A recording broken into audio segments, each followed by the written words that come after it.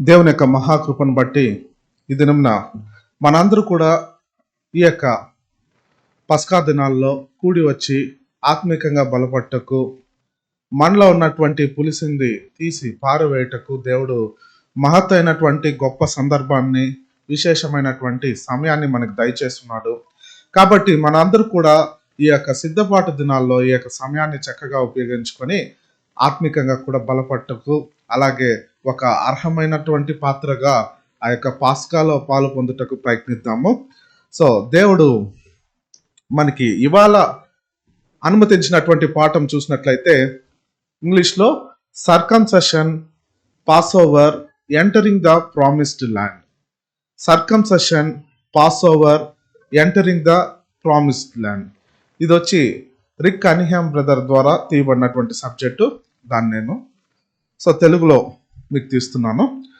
తెలుగులో ఈ యొక్క అంశం చూసినట్లయితే సున్నతి, పస్కా, వాగ్దాన భూమిలో ప్రవేశం. ఆధార వాక్యం కూడా ఇదివరకే సిస్టర్ గారు చదివారు. నిర్గమకాండము 12వ అధ్యాయము 48, 49 వచనాలు.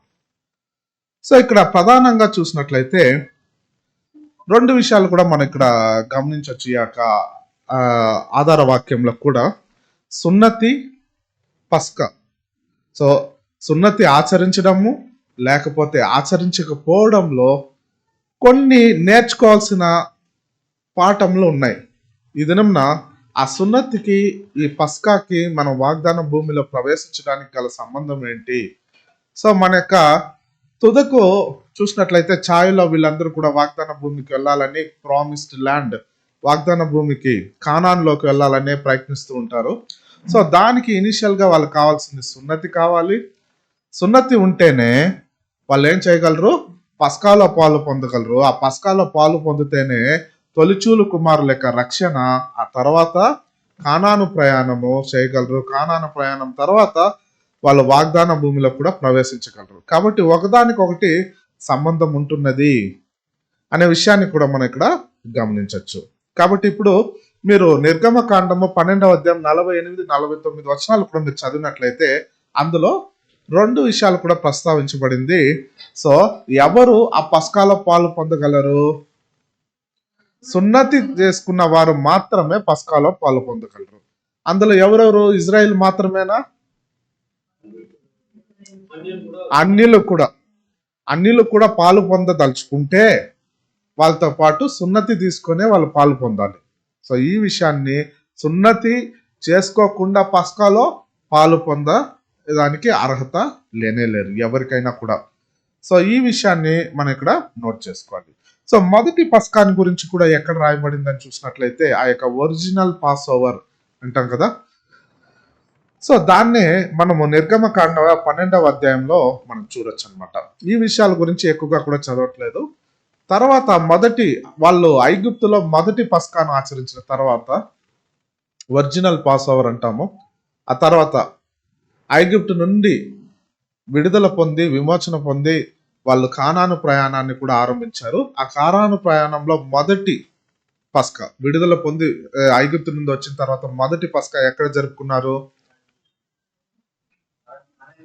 అరణ్యంలో. ఎక్కడ? సీనాయి కొండ వద్ద జరుపుకున్నారు. ఎంత కాలం అయింది? ఐగుప్తును విడిచి 1 సంవత్సర కాలం అయింది. 1 సంవత్సర కాలం తర్వాత అదే నెక్స్ట్ ఇయర్ మొదటి నెల 14వ తేదీ వాళ్ళు క్రమం తప్పకుండా కూడా వాళ్ళు ఏం చేస్తారు? అక్కడ ఆ సీనాయి కొండ వద్ద ఆ యొక్క పస్కాను ఆచరించారు. అదే మొదటి నెల మొదటి రోజు మొదటి సంవత్సరం బయటకు వచ్చిన తర్వాత మొదటి సంవత్సరము మొదటి నెల మొదటి రోజు వాళ్ళు ఏం చేశారు? ప్రత్యక్షపు గుడారాన్ని అక్కడ స్థాపించడం జరిగింది. ఆ తర్వాత మొదటి సంవత్సరం మొదటి నెల 14వ తేదీ, నిస్సాన్ 14వ తేదీ పస్కాను సీనాయి కొండ వద్ద ఆచరించారు. ఈ రెండు విషయాలు కూడా మీరు నోట్ చేసుకోండి.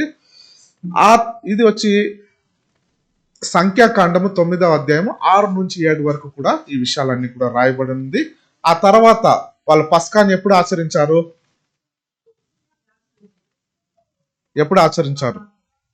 కానాన్లో అరణ్య ప్రయాణంలో వాళ్ళ తర్వాత ఆచరించలేదు. 39 సంవత్సరాలుగా కూడా వాళ్ళు ఆ పస్కాని ఆచరించలేదు. తర్వాత ఎప్పుడు ఆచరించారు పస్కాని? సో ఆ యొక్క యోర్దాన్ నది దాటుకొని వాళ్ళు వెళ్ళిన తర్వాత ఈ కానాన్ యొక్క పొలిమేరలో వాళ్ళు అక్కడ కానాన్ వెళ్ళిన తర్వాత మరలా కూడా అక్కడ వాళ్ళు ఏం చేశారు? సున్నతి చేసుకొని కానాన్ని కూడా ఆచరించారనే విషయాన్ని మనం చూడొచ్చు. మీరు వాక్యం చూసినట్లయితే యెహోషువ 5వ అధ్యాయము 4వ వచనం నుండి 5వ వచనం వరకు మీరు ఇది గమనించగలరు. 2 నుంచి 10 వరకు కూడా పూర్తిగా చదవాలంటే. సో ఆ తర్వాత history of the pass over వచ్చి తర్వాత మనం చూద్దాం సబ్జెక్ట్ లో. కాబట్టి ఇదొక మెయిన్ గా కూడా ఈ సున్నతిని వీళ్ళు ఫాలో అయిన తర్వాత కానాన్లోకి ప్రవేశించడం అనేది జరుగుతుంది. సో ఇప్పుడు మన పాఠానికి వస్తే ఈ సున్నతి దేవుడు ఎందుకు ఇంట్రడ్యూస్ చేశాడు, ఎందుకు పరిచయం చేశాడు? మొదట ఎవరు ఈ సున్నతిని ఫాలో చేశారు? నేను కొంచెం ఫాస్ట్ గా వెళ్తాను బ్రదర్స్. లాస్ట్ టైంలో లాగా స్లో కాదు, ఈ టైం ఫాస్ట్. మీరు షార్ప్గా ఉండాలి, నోట్ చేసుకుంటూ ఉండాలి. వాక్యం కూడా ఎక్కువ చదివించను, చెప్తా ఉంటాను, మీరే నోట్ చేసుకుని మళ్ళీ కూడా చదువుకోవాలి. ఆడియో ఆర్ వీడియో కూడా మీరు వినాల్సి ఉంటుంది. ఓకేనా? ఇంకా తేటగా అండర్స్టాండ్ అవ్వాలంటే. సో టైం తక్కువగా ఉంది కాబట్టి నేను కొంచెం ఫాస్ట్గా వెళ్తున్నా. సో ఇప్పుడు ఈ యొక్క సున్నతిని ఎందుకు పరిచయం చేశాడు? వై, వెన్, ఎప్పుడు? ఇక్కడ అబ్రహాంకి. సో మొదటిసారి దేవుడు అబ్రహాంకి సున్నతిని పరిచయం చేశాడు. సో సున్నతి ఎప్పుడు చేసుకున్నాడు అబ్రహాము? తన యొక్క 1999వ సంవత్సరము దేవుడు అతనికి చేసినటువంటి వాగ్దానానికి చిహ్నంగా తాను సున్నతిని చేసుకున్నాడు. సో ఆ తర్వాత నుంచి కూడా అబ్రహాం యొక్క వంశస్థులు ఎవరైతే ఉన్నారో వాళ్ళకి సున్నతి అనేది కంపల్సరీ, మ్యాండటరీగా వాళ్ళలో ఉన్నటువంటి ప్రతి మగ పిల్లవాడు ఏం చేయాలి? సున్నతిని చేసుకోవాలి. ఎన్నో రోజు వాళ్ళు సున్నతి చేసుకుంటారు? కరెక్ట్ గా 8th డే. మీరు ఇది చూసినట్లయితే ఆది కాండము 17వ అధ్యాయం 12వ వచనంలో చదవచ్చు. సో ఆది కాండము 17వ అధ్యాయము 10 నుంచి 14 వరకు చదవండి.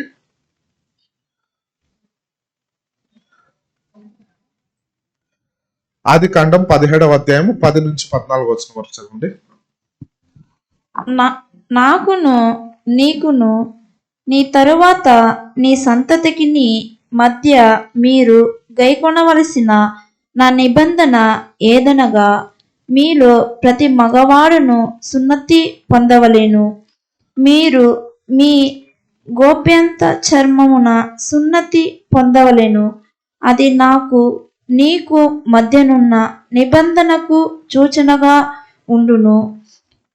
8 దినములు వయస్సు గలవాడు అనగా నీ ఇంట పుట్టిన వాడైనను, నీ సంతానము గాని అన్యుని యొద్ద వెండితో కొనబడిన వాడైనను, మీ తరములలో ప్రతి మగవాడు మీలో సున్నతి పొందవలనని, నీ ఇంట పుట్టిన వాడును నీ వెండితో కొనబడిన వాడును తప్పక సున్నతి పొందవలెను. అప్పుడు నా నిబంధన మీ శరీరమందు నిత్య నిబంధనగా ఉండును. సున్నతి పొందని మగవాడు అనగా ఎవన్ని గోప్యాంగ చర్మమున సున్నతి చేయబడదో అట్టివాడు తన ప్రజలలో నుండి కొట్టివేయబడును. వాడు నా నిబంధన మీరి ఉన్నాడని అబ్రహాముతో చెప్పెను. సో ఇక్కడ మీరు ఈ వాక్యాలు మీరు గమనించి చూసినట్లయితే, అలాగే లేవి కాండము 12వ అధ్యాయం 3వ వచనంలో కూడా 8వ దినంన వాళ్ళు సున్నతి చేసుకోవాలని రాయబడినది. యేసు ప్రభు కూడా సున్నతి చేసుకున్నాడా? ఎన్నో రోజు చేసుకున్నాడా? ఆయన కూడా 8th డేనే. రెఫరెన్స్ వచ్చి లూకా 2వ అధ్యాయము 21వ వచనం. సో మీరు ఇక్కడంతా చూసినట్లయితే యూదులందరూ కూడా 8వ రోజు సున్నతి చేసుకుంటున్నారు. యూదులు మాత్రమేనా? వాళ్ళతో పాటు బానిసలుగా ఉంటున్నారు. వాళ్ళతో పాటు ఉన్నటువంటి వాళ్ళందరూ కూడా ప్రతి మగ పిల్లవాడు ఏం చేయాలి? సున్నతి చేయించుకోవాలి. సో ఒకవేళ ఆ సున్నతి చేయించకపోతే ఏంటి అని చూసినట్లయితే, సో సున్నతి చేయించుకోకపోతే వాళ్ళ ప్రజల నుండి వాళ్ళు కొట్టివేయబడుతురు. అలాగే they have broken the covenant with God, దేవునితో చేసుకున్నటువంటి నిబంధన వాళ్ళు ఉల్లంఘించారనేటటువంటి విషయాన్ని మనం ఇక్కడ నోట్ చేసుకోవచ్చు. సో ఎందుకు 8వ రోజే చేయాలి? మీరు చూసినట్లయితే ఈ సున్నతి అనేది యూదులు మాత్రమే చేసుకుంటున్నారా? ముస్లిమ్స్ చేసుకుంటున్నారు, వేరే వేరే మతస్థులు అందరూ కూడా చేస్తున్నారు. కొంతమంది 2వ రోజే చేసుకుంటున్నారు, కొంతమంది డిఫరెంట్ డేస్ లో చేసుకుంటారు. కానీ యూదులు మాత్రమే 8వ రోజు చేసుకుంటున్నారు. 7వ రోజు ఏంటి? ఒక వారంలో 7 రోజులు అయిన తర్వాత నెక్స్ట్ వీక్ న్యూ అనేది బిగిన్ అవుతుంది. అలాగే దేవుని యొక్క ప్రణాళికలో మీరు చూసినట్లయితే ఆ కంప్లీట్ నెంబర్ 7 అనేది అయిన తర్వాత, ఈ యొక్క 7 దినముల యొక్క దేవుని యొక్క ప్రణాళిక అయిన తర్వాత 7,000 సంవత్సరాలు ఒక దినము దేవునికి 1000 సంవత్సరాలు కాబట్టి 7,000 సంవత్సరాల దైవిక ప్రణాళిక అయిన తర్వాత ఒక న్యూ బిగినింగ్ అనేది ఉంటున్నది. మీరు గమనించవచ్చు. ఏ రాసం? ఏజెస్ టు కమ్ అంటే రాబో యుగములు. సో న్యూ బిగినింగ్ అదన్నమాట. అంటే ఒక నూతనమైనటువంటి ఒక లైఫ్ అనేది బిగిన్ అవుతుంది, ఒక కొత్త నిబంధన అనేది రాబోతుంది అనే విషయాలనే కొత్త నిబంధన జీవితం యొక్క ప్రారంభము అనేది మనం ఇక్కడ చెప్పగలం అన్నమాట. సో ఈ యొక్క సున్నతి అంటే ఏంటి? What is that process? అందరికి తెలుసా?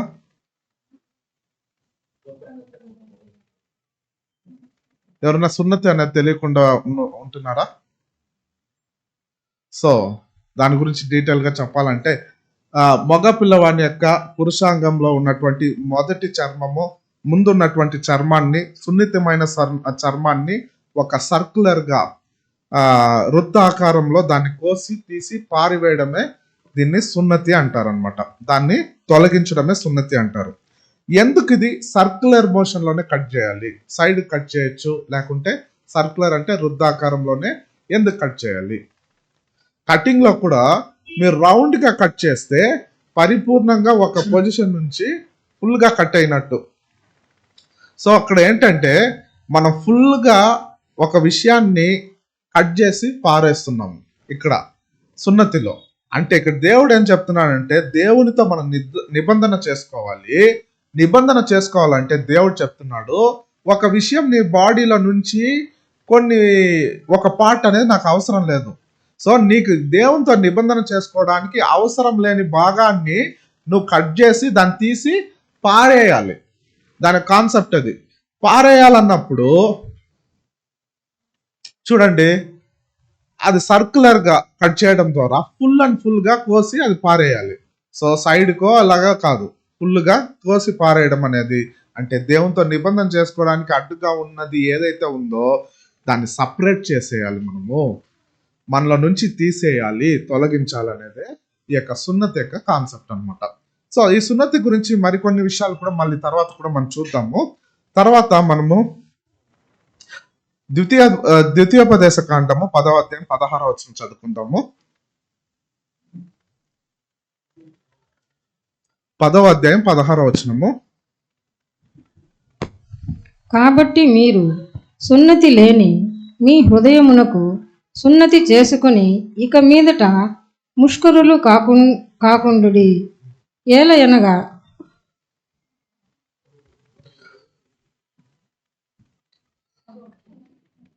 16 చదివారా? కాబట్టి ఇక్కడ IRV ట్రాన్స్లేషన్ కూడా నేను చదువుతాను. కాబట్టి మీరు మూర్ఖంగా ప్రవర్తించకుండా సున్నతి లేని మీ హృదయాలకు సున్నతి చేసుకోండి. అంటే ఇక్కడ సున్నతి అనేది ఒక శరీరానికి మాత్రం సంబంధించినది కాదు, కానీ హృదయానికి సంబంధించిందని చెప్పి దేవుడు చెప్తున్నాడు. వాళ్ళు చూసినట్లయితే ఇజ్రాయెల్ ప్రజలు, వాళ్ళు ఏదో సున్నతి అంటే పై ఆకారంలో బయటికి వెలుపల కనపడే విధంగా వారికి అక్కర్లేని శరీరాన్ని తీసి కోసి కట్ చేసి పారవేయడమే అనుకుంటున్నారు. కానీ దేవుడు దాంట్లో ఏం చెప్పారంటే ఆ సున్నతి అనేది దానికి సంబంధించింది కాదు, మీ హృదయానికి సంబంధించింది. సో మీ హృదయంలో ఉన్నటువంటి 4 స్కిన్ అంటే మీ హృదయంని సున్నతి చేసుకోవాలి. సో మీ హృదయంలో ఉన్నటువంటి అక్కరలేని విషయాల్ని, దేవునికి విరోధమైనటువంటి కార్యాలని తీసి పారవేయాలి అనేదే సున్నతిలో ఉన్నటువంటి అర్థం, రియల్ మీనింగ్. దేవుని యొక్క ఇంటెన్షన్ వాళ్ళకి సున్నతి ఇవ్వడంలో హృదయ సున్నతిని కోరుతున్నాడే తప్ప వాళ్ళు వెలుపలి శరీర సున్నతిని దేవుడు ఇక్కడ కోరటం లేదనే విషయాన్ని మీరు ఇక్కడ గమనించాలి సహోదరులారా. కాబట్టి ఈ సున్నతి అంటే complete submission to God's will. దేవునికి కంప్లీట్ గా అంటే ఆ సర్కులర్ గా కట్ చేయడం అంటే ఫుల్ అండ్ ఫుల్ గా తీసి దేవునికి చిత్తానికి విరోధమైన కార్యాన్ని తీసి పారివేయడము అంటున్నాము. కాబట్టి ఫుల్ గా దేవుని చిత్తానికి నన్ను నేను సమర్పించుకుంటున్నాను, దేవునికి అక్కరలేని కార్యములను నా హృదయంలో నుండి తీసి పారవేసుకుంటున్నాను. ఇదే నిజమైన సున్నతి. నిజానికి ఈ యొక్క ఇజ్రాయేల్ ప్రజలు ఆ నిజమైన సున్నతిని ఫాలో అయ్యారని చూసినట్లయితే వారు వెలుపల కనిపించేటటువంటి ఈ యొక్క శరీరపరమైనటువంటి సున్నతినే అనుసరించారే కానీ హృదయ సున్నతిని వాళ్ళు అనుసరించలేదనేది ఈ వాక్యం కూడా చెప్తున్నది అనమాట. దేవుడు కోరుకున్నది ఆ హృదయ సున్నతి మాత్రమే. మీరు అదే చూడండి, ఈ ఇర్మియా యొక్క సమయంలో కూడా ఇర్మియా చూసినట్లయితే ఆ యొక్క యోసియా రాజు యొక్క పరిపాలన ఉండేటటువంటి సమయంలో ఆయన ప్రవక్తగా కూడా ఉంటున్నారు. వాళ్ళు ఏం చేశారు, అక్కడ అన్య దేవతల యొక్క బలిపీఠాలని ధ్వంసం చేశారు, ధర్మశాస్త్రాన్ని కనుగొన్నారు. ధర్మశాస్త్రం కనుగొన్న తర్వాత అందులో దేవుని యొక్క నియమాలను ఆజ్ఞలను చక్కగా చదువుకున్నారు. చదువుకున్న తర్వాత యోసియా రాజుకు వాటిని తెలియపరిచినప్పుడు యోసియా రాజు ఏం చేశాడు, బట్టలు చించుకొని కేకలు వేసి మేము ఇంత తప్పుదం చేశామా. అక్కడే వాళ్ళు ఏం చేశారు, మారు మనసు రిపెంటెన్స్ చేసి ఆ యొక్క పస్కాను పాలు పొందాడు.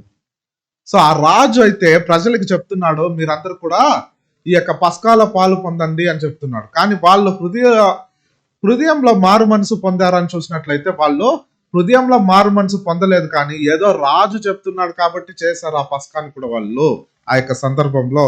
సో ఇది చూసినట్లయితే ఫైనల్ గా కూడా ఆ హృదయ సున్నతి అనేది లేకుండా, ఆ మారు మనసు పశ్చాత్తాపం లేకుండా వారు చేసినటువంటి తప్పిదాలు అక్కడ ఉండేటటువంటి ప్రజలు యోసియా రాజు చెప్పాడని మాత్రమే ఆ యొక్క పస్కాను ఆచరించడం జరిగింది. అందుకే దేవుడు అక్కడ ఉన్నటువంటి ఈ యొక్క యూదయ అలాగే యెరూషలేము రాజ్యాన్ని కూడా పశ్చాత్తాపడమని, మారు మనసు పొందమని, హృదయ సున్నతి చేసుకోమని అక్కడ చెప్పడం జరుగుతుంది. చదువుకుంటాము.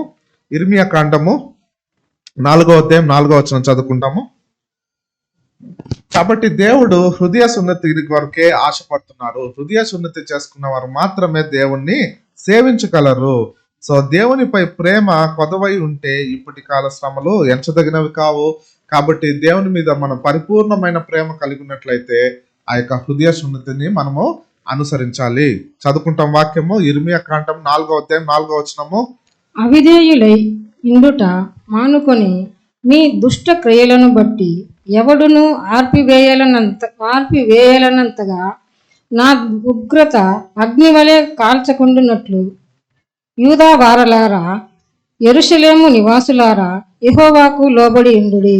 వీళ్ళు ఏం చేశారు, ఆ యొక్క యోసియా రాజు మరణించిన తర్వాత వీళ్ళు ఏం చేశారు, రాజు చెప్పింది చేశారా కానీ హృదయ మార్పు అనేది వాళ్ళ దగ్గర లేదు. హృదయ సున్నతి వాళ్ళు చేసుకోలేదు. వాళ్ళు ఏదో పస్కా రాజు కోసం చేసుకున్నారు. రాజు మరణించిన తర్వాత మరలా వాళ్ళు ఏం చేశారంట, ఆ యొక్క విగ్రహారాధన చేశారు. అందుకే దేవుని యొక్క కోపం వారి మీద మండింది. అందుకే ఆయన చెప్తున్నాడు, మీ హృదయాలను సున్నతి చేసుకోండి అని చెప్పి అడుగుతున్నారు. అలాగే చదువుకుంటాం. ఇర్మియా 9వ అధ్యాయము 26వ వచనము 27వ వచనం. 26 చదవండి ఫస్ట్, తర్వాత 25 చదువుకుంటాం. ఇర్మియా 9వ అధ్యాయము 26వ వచనం మొదట చదువుదాము.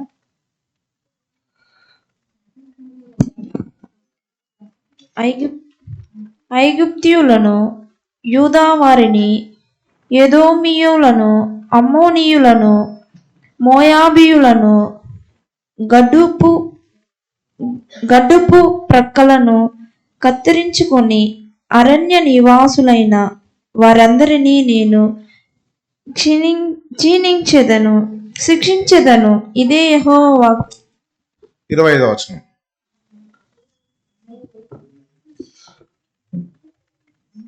అన్యజనులందరూ సున్నతి పొందని వారు గనుక ఇశ్రాయేలులందరూ హృదయ సంబంధమైన సున్నతి పొందిన వారు కారు గనుక రాబో దినములలో సున్నతి పొందియు సున్నతి లేని వారి వలె ఉండెను.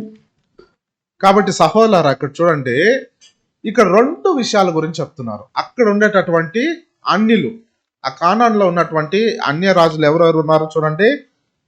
ఎదోమీయులు, అమోనీయులు, సో ఇతర కానానీయుల రాజులంతా కూడా ఏం చేశారంట, వాళ్ళు ఏం చేస్తున్నారు, కత్తితో తమ గడ్డాల చంపల పైన ఉన్నటువంటి గొరిగించుకునే వాళ్ళు, షేవింగ్ చేసుకుంటారు కదా.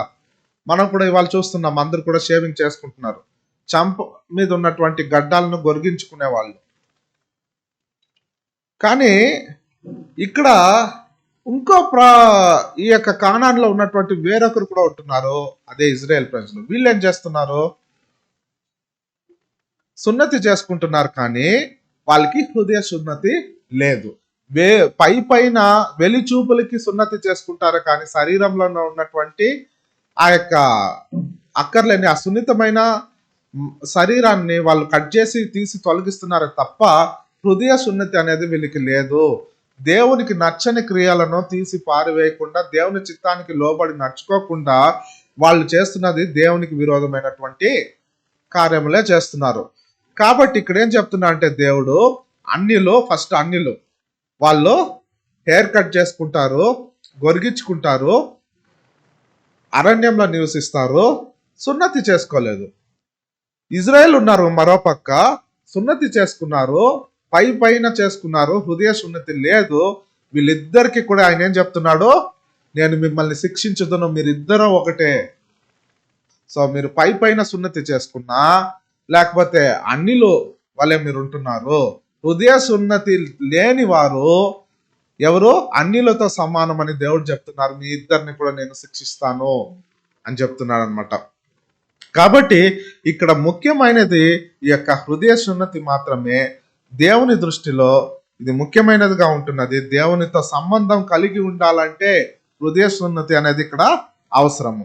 సో కాబట్టి ఒక విషయం, ఫామ్ కెనాట్ రీప్లేస్ సబ్స్టెన్స్ అంటారు. ఫామ్ అంటే మీరు ఒక బలూన్ తీసుకున్నారు అనుకోండి, లోపల ఏమి ఖాళీగా ఉంటుంది. కానీ ఆ బలూన్ ఆకారంలో లోపల బలూన్లో ఏదైనా నింపబడి ఉన్నట్లయితే ఆ బలూన్ అనేది కంప్లీట్ గా ఉంటుంది, బరువు ఉంటుంది. కానీ మీరు బయట వెలిచూపులోకి ఏదో ఫుల్గా నిండుగా ఉన్నట్టు ఉంటున్నారు, కానీ లోపల ఏమీ లేదు మీకు అని చెప్తున్నాడు దేవుడు. సో కాబట్టి ఇక్కడ దేవుని చిత్తం ఏంటో ఏమంటే, ఈ యొక్క మగవారి యొక్క ప్రైవేట్ పార్ట్స్ ని సర్కంసెషన్ చేయాలి. అంటే ఈ మగవారి యొక్క సున్నతి చేసుకోవాలనేది దేవుని యొక్క చిత్తమై ఉంటుంది. కానీ ఇది పైన కాదు, హృదయ సున్నతి అనేది పొందాలనేది దేవుని యొక్క వాంఛగా ఉన్నది. ఇది హృదయానికి సంబంధించింది. కానీ వాళ్ళు ఇజ్రాయెల్ ప్రజలు దాన్ని ఎలా చూశారు, వెలుపల పైన చేసుకునే విధంగానే దాన్ని ఆచరించారు. ఎవరికి హృదయ సున్నతి అనేది లేదు. కాబట్టి దేవుని యొక్క కోపాగ్నికి వాళ్ళు లోనయ్యారు. సో ఇది ఇంకో క్వశ్చన్ వేస్తాను, ఈ యొక్క సున్నతిని ఎందుకు మేల్స్ యొక్క ప్రైవేట్ పార్ట్స్ లోనే చేయమని చెప్పాడు? ఒక ఫింగర్ కట్ చేయమని చెప్పొచ్చు కదా, హెయిర్ కట్ చేయమని చెప్పొచ్చు కదా, లేకుంటే ఒక నెయిల్స్ కట్ చేయమని, ఇంకా వేరే ఏ పార్ట్ అన్నప్పుడు కట్ చేయమనొచ్చు కదా. ఎందుకు ఆ యొక్క మగవారి యొక్క ప్రైవేట్ పార్ట్ నే కట్ చేసి తీసి తొలగించాలని చెప్పి ఉన్నారు? దాంట్లో ఏమైనా మీనింగ్ ఉందా? సో దీంట్లో కూడా ఒక మీనింగ్ ఉంది. మీరు ఏం చేస్తున్నారు, మనం మగవాళ్ళు ప్రైవేట్ పార్ట్స్ ని డ్రెస్ వేసుకొని కవర్ చేసుకుంటాం బయటికి కనపడకుండా. ఆ సున్నతి అనేది మీరు చేసుకునేది ఇన్వర్డ్, లోపల కవర్ అయిపోయి ఉంటది. అంటే మీరు సున్నతి చేసుకునేది, హృదయ సున్నతి అనేది లోపల హృదయానికి సంబంధించింది, అది బయటికి కనపడదు అనే విషయాన్ని చెప్పడానికి అక్కడ ప్రైవేట్ పార్ట్స్ నే దేవుడు సున్నతిలో తీసి తొలగించమని చెప్పున్నాడు. సో ఈ యొక్క విషయాన్ని కూడా సింబాలిక్ గా ఆయన చెప్తున్నాడు. ఇది కూడా మీరు నోట్ చేసుకోండి ఇందులో. సో కాబట్టి ఇది వెలి చూపులో చేయాల్సింది కాదు, లోపల అంతరంగంగా చేయాల్సింది. హృదయంలో ఉన్నటువంటి ఫోర్ స్కిన్, అనవసరమైన వాటిని తీసి తొలగించాలి. దేవుని చిత్తము కానిది, దేవుని నిబంధనకు విరోధమైనది తీసి పారివేసేయాలి అనే విషయాన్ని ఇక్కడ మనం చూడాలి సహోదరా. కాబట్టి ఇక్కడ ఆ యొక్క ఇజ్రాయెల్లో కూడా బానిసలుగా ఉంటున్న వాళ్ళు కూడా వారి యొక్క మాస్టర్స్ కి, యజమానులకి వాళ్ళు లోబడి ఉండాలంటే వాళ్ళే మేము పర్మనెంట్ గా మీకు బానిసలుగా ఉంటాము అని తెలియపరచడానికి వాళ్ళు ఏం చేస్తున్నారంటే ఇయర్స్ చెవులు వచ్చి కట్ చేసుకుంటారంట కొద్దిగా. సారీ, కట్ చేసుకునేది కాదు, పియర్స్ అంటే చెవి గుచ్చుకుంటారు కదా. సో దాన్ని చేసుకొని మా యజమానికి మేము బానిసలుగా ఉంటున్నాం అనే సంకేతంగా చిహ్నంగా చూపిస్తూ ఉంటారు. సో ఇది ఒక ఉదాహరణ మాత్రమే. యేసు ప్రభు కూడా మత్తయి 6వ అధ్యాయంలో కూడా తాను చెప్తున్నాడు ఆ యొక్క ఉపవాసం గురించి కూడా. మీరు వెలుచూపులకి మీరు చేస్తున్నారు మనుషుల యొక్క మెప్పు పొందాలని, కానీ అది అంతరంగంలో రహస్యంగా చేసుకునేదిగా, కాబట్టి అప్పుడే దేవుడు మీకు దానికి ప్రతిఫలం ఇస్తున్నాడని చెప్తున్నాం. మత్తయి 6వ అధ్యాయము 16 నుంచి 18 వచనం వరకు చదువుకుంటాము. మీరు ఉపవాసము చేయనప్పుడు వేషధారుల వలె దుఃఖముఖులై ఉండకుడి. తాము ఉపవాసము చేయుచున్నట్టు మనుషులకు కనబడవలెనని వారు తమ ముఖములను వికారము చేసుకొందురు. వారు తమ ఫలము పొంది ఉన్నారని నిశ్చయముగా మీతో చెప్పుచున్నాను. ఉపవాసము చేయుచున్నట్టు మనుషులకు కనబడవలెనని కాక రహస్యమందున్న నీ తండ్రికే కనబడవలెనని నీవు ఉపవాసము చేయనప్పుడు నీ తల అంటుకొని నీ ముఖము కడుగుకొనుము. అప్పుడు రహస్యమందు చూచుచున్న నీ తండ్రి నీకు ప్రతిఫలమిచ్చును. కాబట్టి మనం చేస్తున్నది కూడా చూడండి, ఏదన్నా కూడా దేవునికి నచ్చిన కార్యం చేస్తున్నారంటే మనుషులకి కనబడాలని కాదు, మీ హృదయంలో నుండి చేయాలని చెప్పేసి ఏదైనా ఒక కాணிక ఇస్తున్నారంటే మనుషులకి కనబడాలనో, ప్రార్థన చేసేటప్పుడు మనుషులకి కనబడాలనో కేకలు వేసి ప్రార్థన చేసేది కాదు, దేవునికి హృదయంలో నుండి చేయాలి. అదే దేవుడు కోరుకుంటున్నాడు. మీరు ఉపవాసం చేస్తున్నప్పుడు ప్రతిఫలం పొందాలంటే మనుషుల దగ్గర, దేవుని దగ్గర. కాబట్టి మన రహస్యమందు, సో దేవునికి నచ్చినట్లుగా మనం అది చేయాలి. కాబట్టి దేవుడు ఆ యొక్క హృదయ సున్నతినే కోరుకున్నాడు, కానీ పైన వెలుచూపులకి చేసేటటువంటిది కోరుకోలేదు. కానీ ఇజ్రాయెల్ ప్రజలు దాన్నే చేస్తూ వచ్చారు అనే విషయాన్ని ఇక్కడ గమనించవచ్చు. మీరు చూసినట్లయితే ఈ యొక్క సున్నతి ఆచరణ అనేది అబ్రహాంతో మొదలైంది. అబ్రహాము తన కుమారుడైనటువంటి ఇస్సాకు చేశాడు, ఇస్సాకు కూడా యాకోబుకు చేశాడు.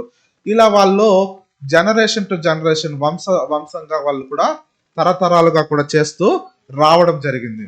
తర్వాత మోషే అహరోను సమయానికి వచ్చినప్పుడు ఆ పస్కా ఆ యొక్క చాలా వరకు కూడా వాళ్ళు ఆ యొక్క సున్నతిని చేయడం అనేది మానేసినటువంటి సందర్భంగా ఐగుప్తు బానిసత్వంలో ఉన్నప్పుడు వాళ్ళు మానేసినట్టు కూడా ఉంటున్నది. అందుకే దేవుడు మరలా చెప్తున్నాడు, ప్రతి మగవాడు సున్నతి చేసుకోవాలి, సున్నతి చేసుకుంటే తప్ప మీరు దానిలో పాలు పొందలేరు. చదువుకుంటాం వాక్యము. సో నిర్గమకాండం 12వ అధ్యాయం 43 నుంచి 49 వరకు ఉంటున్నది. కానీ ఈ వాక్యం మాత్రం చదవండి, 48 చదవండి, 49 చదవండి. నిర్గమ 12వ అధ్యాయము 48, 49 మాత్రం చదవండి. నీ యొద్ద నివసించు పరదేశి యెహోవా పస్కాను ఆచరింపగోరిన ఎడల అతనికి కలిగిన ప్రతి మగవాడు సున్నతి పొందవలెను. తరువాత అతడు సమాజంలో చేరి దానిని ఆచరింపవచ్చును. అట్టి వాడు మీ దేశంలో పుట్టిన వానితో సముడగును. సున్నతి పొందని వాడు దానిని తినకూడదు. దేశస్థునికిని మీలో నివసించు పరదేశికిని దీని గూర్చి ఒకటే విధి ఉండవలెనను. సో కాబట్టి ఇక్కడ ఒక చెప్పడం కూడా మీరు ఆలోచించి చూస్తే లోతుగా, ఇక్కడ ఎవరెవరు కూడా సున్నతి చేసుకోవాలని చెప్తున్నారు అన్యులు. సో ఎవరైతే ఇంట్రెస్టెడ్ గా ఉన్నారో వాళ్ళ అన్యుల్లో కూడా తీసుకోమని చెప్పున్నాడు. యూదులు కంపల్సరిగా చేసుకోవాలి. వాళ్ళు పస్కాను ఆచరించి ఆ పస్కా గొర్రె పిల్లను కాల్చి తినాలంటే కంపల్సరిగా వాళ్ళకి కావాల్సింది సున్నతి. సో ఇక్కడ మీరు చూసినట్లయితే అన్యులు మరియు యూదులు ఒక మీటింగ్ పాయింట్ లాగా ఉంటుందిలా. సో ఈ యొక్క పాయింట్ లోనే అన్యులు కూడా వస్తున్నారు అనే విషయాన్ని మీరు నోట్ చేయాలన్నమాట. ఇక్కడ అన్యులు ఉంటున్నారు, యూదులు ఉంటున్నారు. ఈ యొక్క హృదయ సున్నతి చేసుకొని మాత్రమే వాళ్ళ పస్కాలో పాలు పొందాలనేది దేవుని యొక్క చిత్తంగా కూడా ఉంటున్నది. సో ఇజ్రాయేల్ ప్రజలు ఐగుప్తులో ఉంటుండగానే ఈ యొక్క సున్నతిని చేసుకున్నారు. చేసుకొని వాళ్ళు ఆ యొక్క చూసినట్లయితే సున్నతి చేసుకొని ఆ పస్కాని కూడా ఆచరించడం జరిగింది. ఇప్పుడు ముగ్గురు వ్యక్తుల గురించి మనము కంపారిజన్ చేసి చూద్దాం. అబ్రహాం ఒక పక్క, ఇజ్రాయెల్ ప్రజలు ఒక పక్క, అలాగే పరిశుద్ధులు. పరిశుద్ధులు ఎవరు? సంఘ పిలుపులో ఉన్నటువంటి మనమే. ఇప్పుడు ముగ్గురిని కూడా మనం కంపారిజన్ చేసి చూసినప్పుడు అబ్రహాంతో మొదలైంది సున్నతి. సో సున్నతి పొందుకునే ముందు అబ్రహాం యొక్క పరిస్థితి ఎలా ఉంది? దేవుడు పిలిచాడు. పిలిచిన తర్వాత అతను విశ్వాసంతో వచ్చాడా? విశ్వాసం ఉన్నదా? సో విశ్వాసము ద్వారా ఆయన కూడా నీతిమంతుడిగా తీర్చబడ్డాడు. ఆ తర్వాత ఆయన సున్నతి పొందుకున్నాడు. ముందే సున్నతి పొందుకున్నాడు, తర్వాత పొందుకున్నాడు. విశ్వాసం ఫస్ట్ వచ్చింది, నీతిమంతుడిగా తీర్చబడి తర్వాత సున్నతి అనేది ఇక్కడ పొందుకోవడం జరుగుతున్నది. ఈ పాయింట్ చాలా ముఖ్యం, ఇది నోట్ చేసుకోవాలి మీరు. సో తర్వాత తాను సున్నతి పొందిన తర్వాత తన యొక్క కుమారుడికి కూడా సున్నతిని చేయించడం అనేది మనం చూడొచ్చు అనమాట. సో మీరు ఆదికాండం 17వ అధ్యాయం 24వ వచనం చదవండి.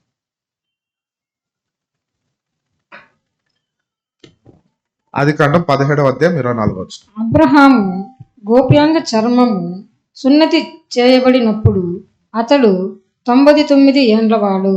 సో అబ్రహాం సున్నతి చేయబడ్డాడు. అదే మీరు ఆదికాండం 22:1-2లో చదువుకున్నట్లయితే ఇస్సాకు కూడా సున్నతి చేయబడ్డము ఆ యొక్క 8వ రోజున, దాని గురించి కూడా చెప్పబడి ఉన్నది. ఆ తర్వాత ఇప్పుడు ఇజ్రాయెల్ ప్రజల్లోకి వచ్చినప్పుడు ఇజ్రాయెల్ ప్రజలు ఏ విధంగా సున్నతి చేసుకున్నారో వాళ్ళకి దేవుడు ఒక నియమంగా, ఒక లాగా ఇచ్చేసాడు అనమాట. వాళ్ళు ఖచ్చితంగా చేయాల్సిందే అనేది అక్కడ ఒక నియమం అనేది వచ్చేసిన తర్వాత అబ్రహాం తర్వాత ఇజ్రాయెల్ ప్రజలకి ఇప్పుడు వాళ్ళు చేసేటటువంటి దేవుడు కోరుకున్నది ఏంటి? హృదయ సున్నతిని కోరుకున్నాడు. కానీ వాళ్ళు ఏం చేస్తున్నారు? అవుట్వర్డ్ సర్కంసెషన్ అంటే వెలిచూపులకి శరీరపరంగా వాళ్ళు థింక్ చేస్తున్నారు, దాన్ని శరీరపరంగా సున్నతి చేసుకుంటే చాలు అనుకుంటున్నారు. సో నిజానికి దేవుని యొక్క చిత్తం ఏంటో, దేవునికి విరోధమైన కార్యములను తీసి తొలగించాలి వారిలో నుండి అనేది హృదయ సున్నతి. దాన్ని వాళ్ళు అనుసరించనే లేదు. ఇప్పుడు మనకి పరిశుద్ధులుగా ఉన్నటువంటి మనకు వద్దాం. మనం ఏ విధంగా ఉంటున్నాం? ఫస్ట్ మీరు ఎలా వచ్చారు సత్యంలోకి? సత్యము తెలుసుకున్నారు. యేసు ప్రభు మన కొరకు చేస్తున్నటువంటి కార్యములన్నీ కూడా తెలుసుకున్నారు, విశ్వసించారు. విశ్వసించిన తర్వాత సో యేసు ప్రభు ఆల్రెడీ మన కొరకు మరణించాడు. సో యేసు ప్రభు యొక్క విమోచన ప్రయదానం ద్వారా నీతిమంతులుగా తీర్చబడిన యాక్సెప్ట్ చేసాం. దాన్ని యాక్సెప్ట్ చేసిన తర్వాత మనం ఏం చేస్తున్నాము? హృదయ సున్నతి అనేది మనలో వస్తున్నది. ఫస్ట్ సత్యం లోపల పోయిన తర్వాతే కదా మనలో ఉండేటటువంటి దేవునికి విరోధమైన కార్యములన్నీ కూడా తీసి పారవేస్తున్నాము. సో మనం అబ్రహాం ఏ విధంగా చేశాడో మనము కూడా ఆ విధంగానే చేస్తున్నాము. విశ్వాసపు తండ్రి ఏ విధంగా చేశాడో మనం కూడా ఆ యొక్క మార్గంలోనే మనలో ఉన్నటువంటి విశ్వాసము ద్వారా ఆ యొక్క హృదయ సున్నతి అనేది చేసుకుంటున్నాం. ఈ హృదయ సున్నతి దేనికి మనల్ని నడిపిస్తున్నది? బాప్తీసానికి.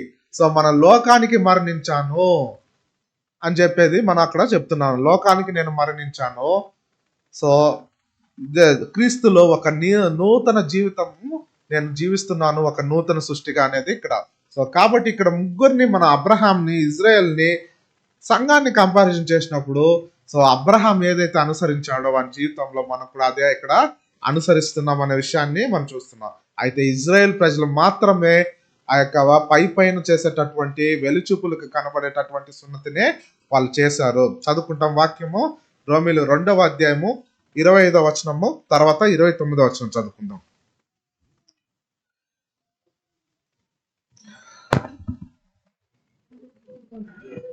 రోమీలు 2వ అధ్యాయం 25వ వచనము తర్వాత 29. బాహ్యమునకు 2:25. 25 రోమీలు 2:25. నీవు ధర్మశాస్త్రమును అనుసరించి ప్రవర్తించు వాడవైతివా సున్నతి ప్రయోజనకరమగును, గాని ధర్మశాస్త్రమును అతిక్రమించు వాడవైతివా నీ సున్నతి కాకపోవును. 29. అయితే అంతరంగమందు యూదుడైన వాడే యూదుడు, మరియు సున్నతి హృదయ సంబంధమైనదై ఆత్మయందు జరుగునదే గాని అక్షరము వలన కలుగునది కాదు. అట్టి వానికి మెప్పు మనుషుని వలన కలుగదు, దేవుని వలనే కలుగును. కాబట్టి ఇది మీరు యూదుడై ఉండి కూడా యూదుడుగా నడుచుకోకపోతే ఎలా? సో కాబట్టి ఒక యూదుడు అనేది ధర్మశాస్త్రాన్ని అనుసరించి నడుచుకోవాలి. దేవుడు ఏం చెప్పాడు? హృదయ శుద్ధిని కోరుకుంటున్నాడు, హృదయ సున్నతిని కోరుకున్నాడు. దాన్ని చేయకుండా నువ్వు యూదుడు అని చెప్పుకోవడం వల్ల సో దానివల్ల నీకేం మెప్పు ఉన్నది? దానివల్ల నీకేం లాభం ఉన్నది? ఒకవేళ నువ్వు ధర్మశాస్త్రాన్ని అనుసరించి సున్నతి చేసుకుంటే దాంట్లో నీకు దేవుని చిత్తాన్ని చేసే దాంట్లోనే కరెక్ట్ దాంట్లో ఉన్నటువంటి ఆశీర్వాదం ఉంటున్నది అని చెప్పి చెప్తున్నాడు అనమాట. ఇది ఎందుకు ఈ వాక్యాలన్నీ చెప్పడము? పౌలు ఆదికాల సంఘంలో కూడా ఈ ప్రాబ్లం వచ్చిందంట. ఆదికాల సంఘంలో అన్యులు మాత్రమే ఉన్నారా? యూదులు కూడా ఉన్నారు కదా. ఇప్పుడు యూదుల్లో కొంతమంది వాళ్ళు ఏం చేస్తున్నారు? వాళ్ళ పరిచయాలు కొంతమంది సత్యంలోకి వచ్చిన్నారు, యూదులు వచ్చిన్నారు. వాళ్ళందరూ కూడా యూద మత ఆచారం ప్రకారము వాళ్ళందరూ కూడా కంపల్సరీగా సున్నతి చేసుకుంటూ వచ్చారనమాట. సో ఇప్పుడు వాళ్ళు ఏమంటున్నారంటే అన్యులు కూడా సత్యంలోకి వచ్చిన వాళ్ళు సున్నతి కంపల్సరీగా చేసుకోవాలని చెప్పి చెప్తున్నారు. లేకపోతే మీకు రక్షణ లేదు, సున్నతి చేసుకునే వాళ్ళకి రక్షణ లేదు అని ఆదికాల సంఘంలో చెప్పుకునే వాళ్ళు. చదువుకుంటాం అపోస్తల కార్యములు 15వ అధ్యాయం 1వ వచనము తర్వాత 5వ వచనం చదవండి.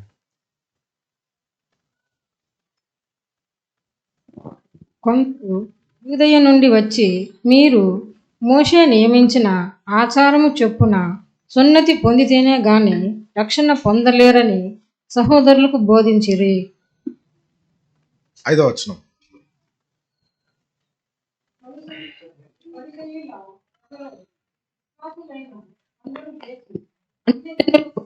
సున్నతి మోషే ధర్మశాస్త్రమును గైకొనుటని వారికి ఆజ్ఞాపింపవలెనని చెప్పిరి. కాబట్టి వీళ్ళు ఇలా చెప్తున్నారు. దానికి పేతురు ఏం చెప్పాడు? సో అపోస్తల కార్యంలో 15వ అదే అధ్యాయంలో 10-11 వచనాలు చదువుకుందాము.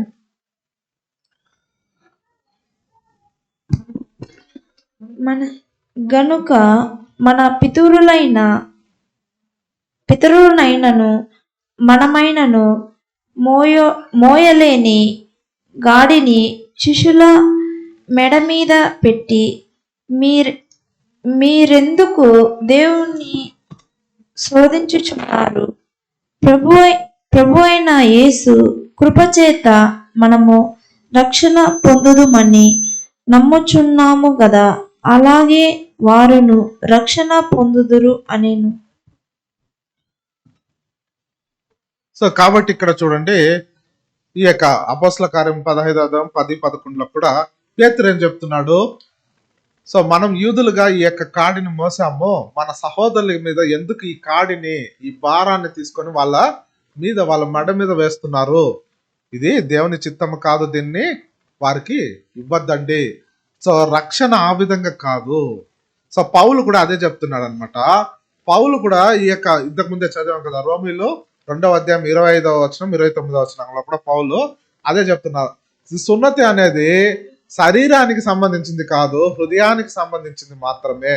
మీరు అనుకునేది తప్పు అనేది పౌలు కూడా చెప్తున్నాడు అనమాట. కాబట్టి ఈ సున్నతి అనేది హృదయానికి సంబంధించింది.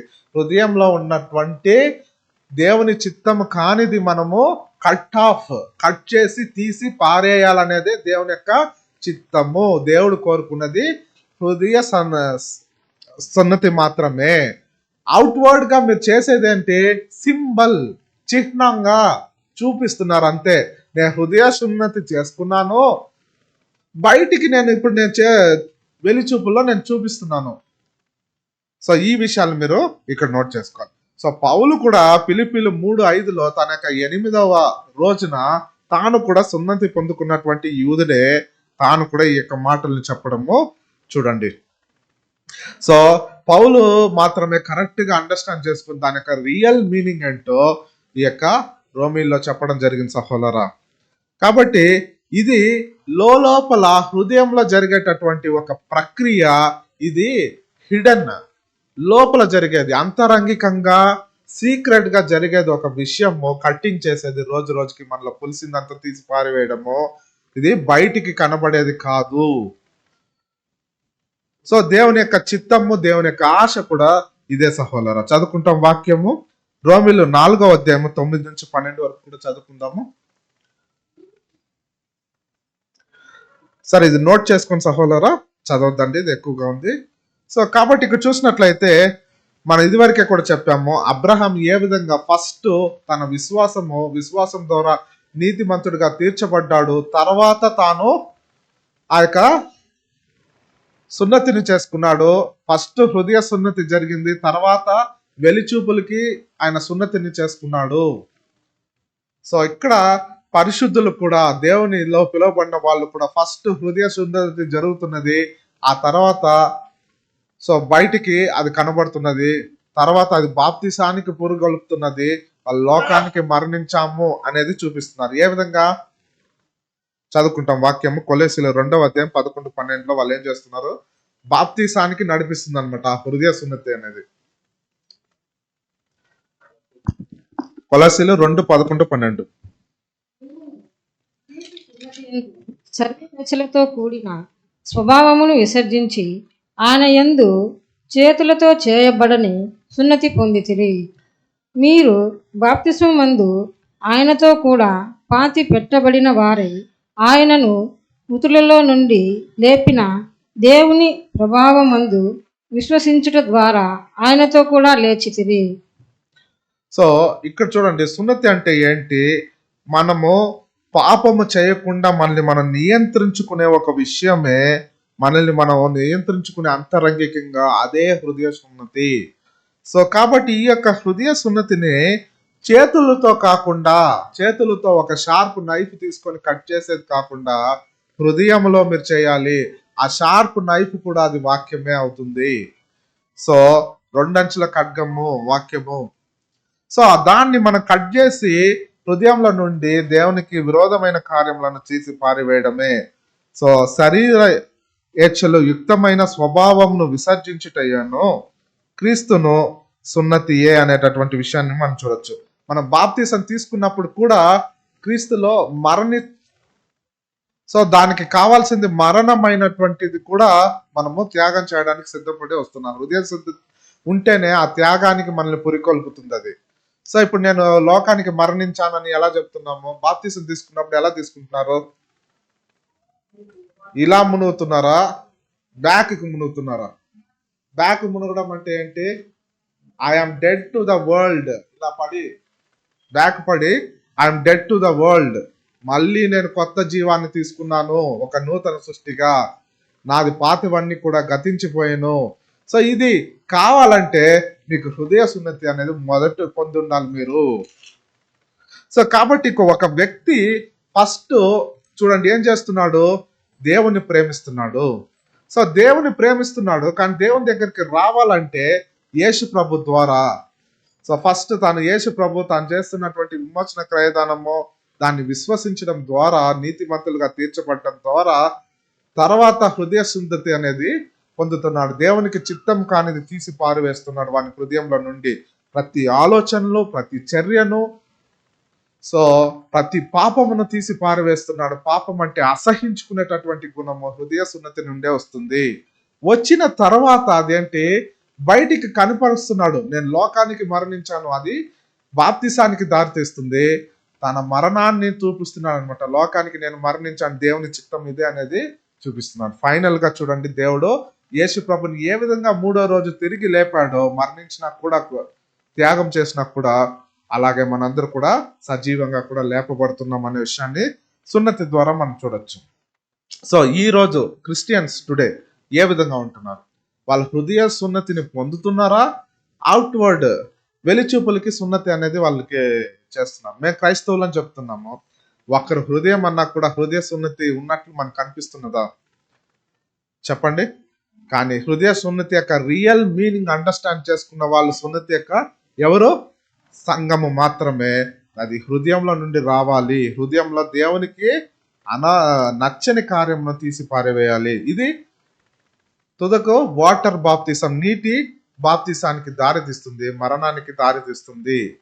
సో పురికొల్పుతుంది అని చెప్పచ్చు, దారితీస్తుంది అనే దానికన్నా కూడా. సో ఇది హృదయానికి సంబంధించింది. సో అప్పుడే దేవుడు అటువంటి హృదయాన్నే దేవుడు అక్కడ యాక్సెప్ట్ చేస్తాడు. హృదయ సున్నతి వాటి హృదయాన్నే ఒక ఇంపైన బలిగా, ఒక యాక్సెప్టబుల్ టు గాడ్ గా ఉంటుంది. సో అది సింబాలిక్ గా మన బాప్తిసంలో మనం చూపిస్తూ ఉన్నాము. సో నీటిలో వెళ్ళి రావడం, సో నీటి ద్వారా మనం బాప్తిసం పొందుకుంటున్నాం అనే విషయాన్ని కూడా మనం చూడొచ్చు.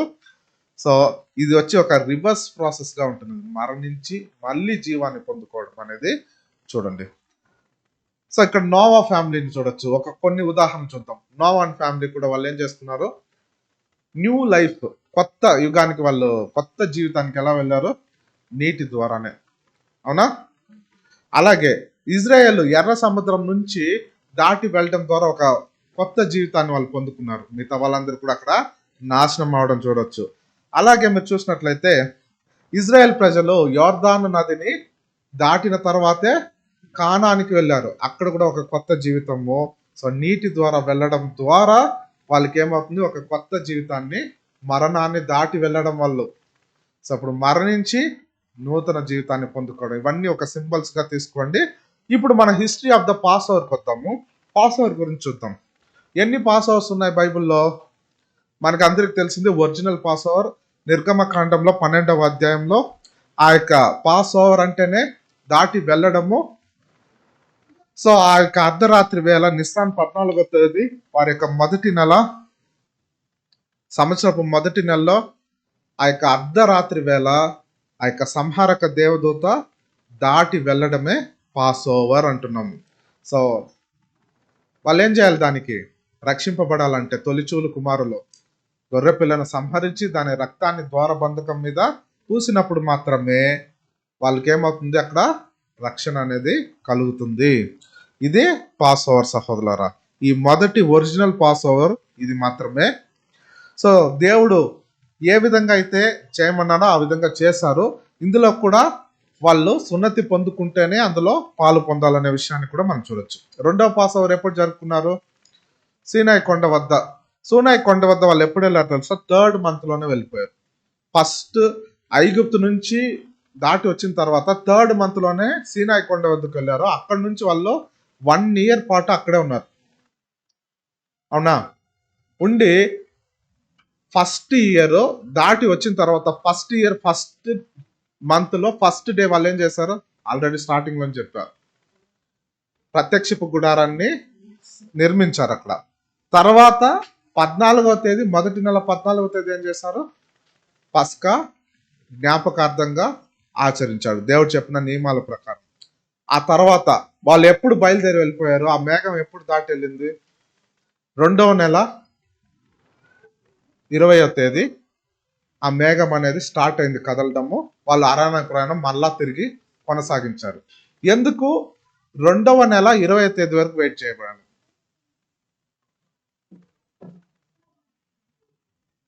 అక్కడ ఒక సంఘటన జరుగుంటది. కొంతమంది ఆ యొక్క సచ్చిన శవాన్ని ముట్టి మేము అక్కడ పస్కాలో పాలు గుర్తుకొస్తుందా, మేము పొందలేమని చెప్పి వాళ్ళు మోషన్ అడిగినప్పుడు దేవుని దగ్గర అడిగి, మీరు నెక్స్ట్ మంత్ అదే డేట్ నిస్సాన్ 14వ తేదీ పాటించండి. ఆ తర్వాత 7 రోజులు పులియని పండుగ ఇవన్నీ అయిన తర్వాత 20th అనేది బయలుదేరుతుంది అనమాట. సో వాళ్ళ కోసం అక్కడ ఇంకో నెల డిలే అవుతుంది. ఇది అర్థమైందా? సో ఇది 2వ పస్కా. నిర్గమకాండం 9వ అధ్యాయం 1 నుంచి కూడా మనం చూడొచ్చు ఈ విషయాల్ని. సంఖ్యాకాండం కరెక్ట్ సిస్టమ్. సో 3వ పస్కా బైబిల్లో మనం ఎక్కడ చూడొచ్చు? ఎక్కడ? యోర్దాన్ నదిని వాళ్ళు 39 సంవత్సరాలు అరణ్య ప్రయాణం చేసిన తర్వాత యోర్దాన్ నది దాటుకొని కానాన్లోకి ప్రవేశిస్తారు. సో ఆ యోర్దాన్ నది దాటిన తర్వాత వాళ్ళు ఏం చేస్తున్నారు, మరలా సున్నతిని చేసుకొని తర్వాత పస్కాని కూడా ఆచరిస్తున్నారు. ఇది 3వసారి పస్కా. ఓకేనా? ఇది యెహోషువ 5వ అధ్యాయము 1 నుంచి 10 వరకు మీరు చదువుకోవచ్చు. కానీ ఈ యొక్క పస్కాలో మీరు రీప్రిన్స్ ఆర్టికల్ 3086 లో ఏం చెప్తున్నారంటే, Israelites did not practise the circumcision nor observed Passover for about 39 years. They partially rejected God. రజల్ బ్రదర్ చెప్తున్నాడు, ఈ 39 సంవత్సరాలు సీనాయి కొండ నుంచి కానాను చేరుకునే మధ్యలో వాళ్ళు పస్కాని ఆచరించలేదు. దానికి అర్థం ఏంటి? దేవుణ్ణి వాళ్ళు విసర్జించారు. ఫుల్గా కాదు, కొంతవరకు విసర్జించారు, పాక్షికంగా విసర్జించడం జరిగింది. సో పస్కాని ఆచరించలేదు వాళ్ళు. ఆ తర్వాత పస్కా చేయాల్సి వస్తుంది. దీని గురించి మనం మరలా వస్తాం హిస్టరీ చూసిన తర్వాత 4వ పస్కా ఎక్కడ? సొలొమోను రాజు మందిరాన్ని నిర్మించిన తర్వాత తాను అన్ని విధమైనటువంటి బలులు ఈ యొక్క పస్కా పండుగను కూడా ఆచరించాడని మనం చూడొచ్చు. 2 కొరింథీయులు 8వ అధ్యాయం 12-13 వచనం. బ్రదర్స్ వినాలి, సబ్జెక్ట్ చాలా ఇంపార్టెంట్, డెప్త్ ఉంటుంది, అది కాన్సన్ట్రేషన్ అవసరం. 2 ద్వితీయోపదేశ దినవృత్తాంతములు, కొరింథీయులు కాదు, సారీ, 2 క్రానికల్స్, 2 దినవృత్తాంతములు 8వ అధ్యాయం 12-13.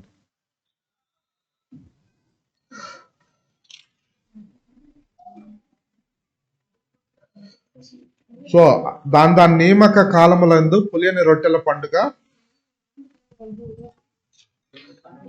12-13.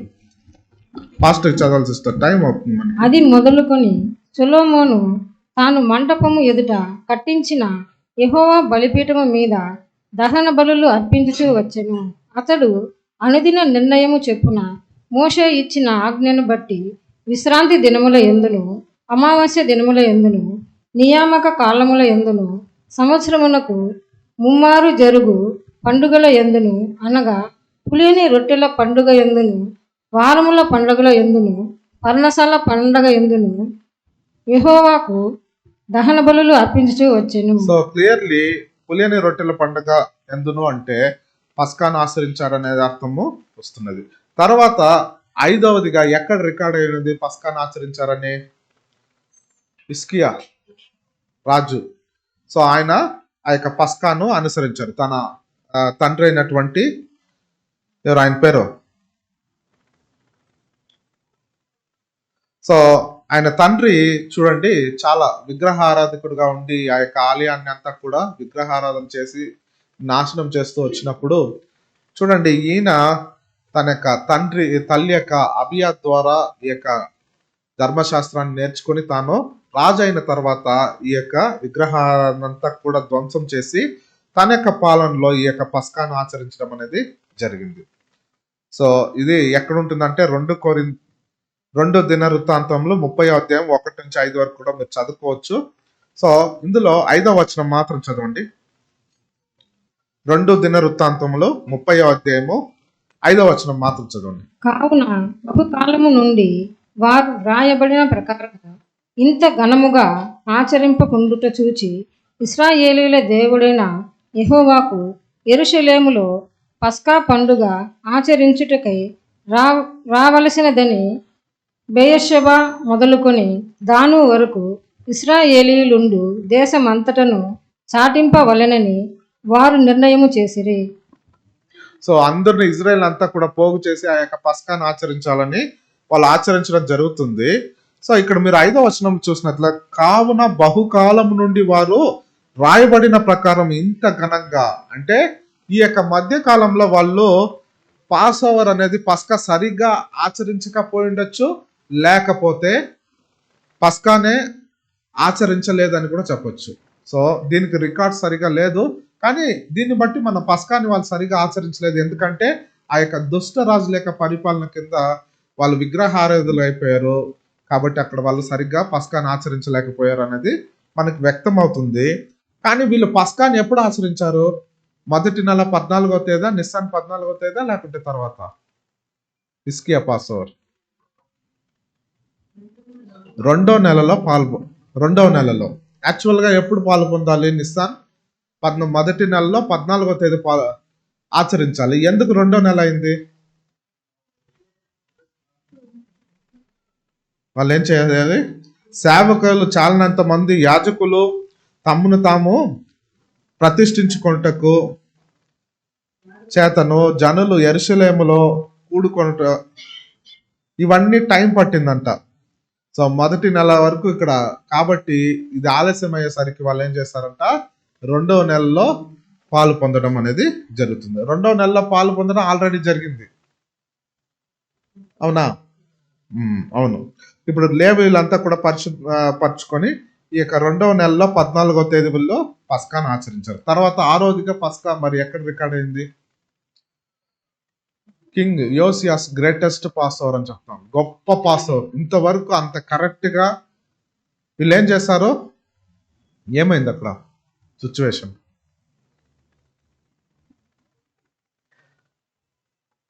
ఇప్పుడు వీళ్ళందరూ కూడా బబిలోను వీళ్ళ మీద వచ్చినప్పుడు ఆలయాన్ని అంతా పాడు చేసి ఆలయంలో ఉన్నటువంటి వాటిని అన్నిటిని కూడా తీసి ఈ బబిలోను వాళ్ళు తీసుకొని వెళ్ళిపోయారు. అలాగే ఇజ్రాయెల్ ప్రజల్లో కొంతమందిని బానిసలుగా వెళ్ళిపోయారు. సుమారు 70 సంవత్సరాలు వాళ్ళు బానిసగా బబిలోన్లో ఉన్నారు. తర్వాత తిరిగి వస్తారనమాట.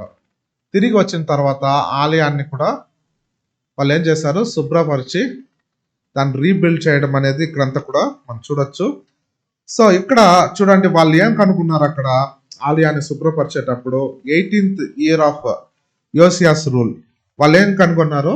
ధర్మశాస్త్రాన్ని కనుగొన్నారు. ధర్మశాస్త్రాన్ని కనుగొని అక్కడ ప్రధాన యాజకుడైనటువంటి హిల్కియా ఏం చేశాడు? అందులో ఉన్నటువంటి విషయాలన్నీ కూడా తెలుసుకున్నప్పుడు యోసియా రాజు కూడా పశ్చాత్తాపడి అక్కడ పస్కాని ఆచరించడం జరిగింది. సో ఈ మధ్య కాలంలో హిజ్కియా తర్వాత ఈ మధ్య కాలంలో సుమారు ఒక 75 సంవత్సరాలు 70 to 75 ఇయర్స్ కాలంలో ఈ మనష్య రాజు అలాగే కింగ్ అమోన్ వీళ్ళంతా ఏం చేశారు? విగ్రహారాధన చేశారు. ఈ బయలు దేవదూతకి బలిపీఠాన్ని కట్టించారు. కాబట్టి ఈ యొక్క దుష్ట రాజుల పరిపాలన కింద ఎక్కడ కూడా పస్కాను సరిగ్గా ఆచరించలేకపోయారు. యోసియా రాజు వచ్చిన తర్వాత ఈ యొక్క పస్కాను సరిగ్గా ఆచరించి వీళ్ళేమో 2వ నెలలో ఆచరించారా, మొదటి నెలలోనే ఆచరించారా? మొదటి నెలలోనే నిస్సాన్ 14వ తేదీనే వీళ్ళు గొప్పగా ఆ యొక్క పస్కాను అందరిని పిలిపించి గొప్పగా ఆచరించడము. ఇది వరకు వాళ్ళు కూడా పస్కా ఆ విధంగా ఆచరించలేదు. ఏం బ్రదర్, హిజ్కియా రాజు వచ్చి ఆచరించాడు కదా, అది కూడా గొప్పగానే చెప్తున్నారు కదా, ఏం బ్రదర్ డిఫరెన్స్? వాళ్ళు 2వ నెలలో ఈయన మాత్రమే దేవుడు నియమించిన విధి ప్రకారం కరెక్ట్ గా ఫాలో అయి ఉంటాడు అనమాట. సో అంత గొప్పగా కూడా ప్రజలందరూ కూడా కలిసి అక్కడ చేయడం, all the nation of Israel participated in it.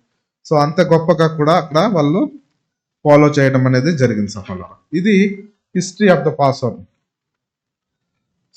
So చెరసాల నుంచి వచ్చిన తర్వాత ఇప్పుడు యోసియా రాజు తర్వాత ఒక చిన్న మిస్టేక్ అయింది.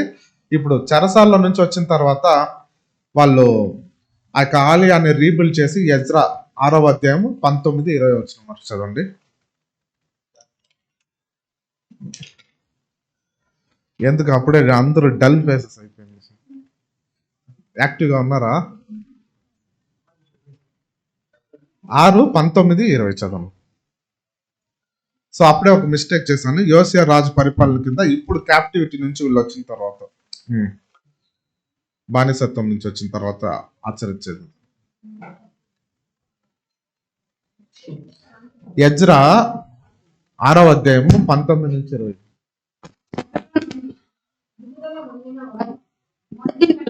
14వ దినమున పస్కా పండుగ ఆచరించిరి. తర్వాత 20.